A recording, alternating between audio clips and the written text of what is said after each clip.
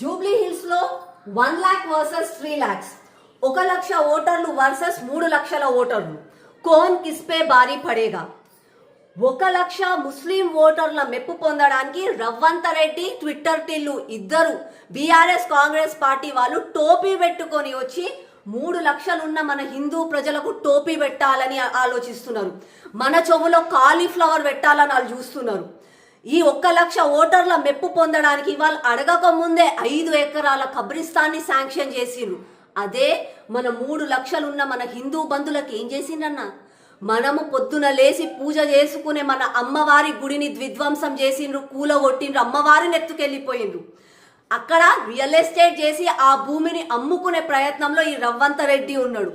అదే ఈ 1 లక్ష ముస్లిం ఓటర్ల మెప్పు పొందడానికి అజారుద్దీన్కి మినిస్ట్రీ పోస్ట్ ఇచ్చిండ్రు.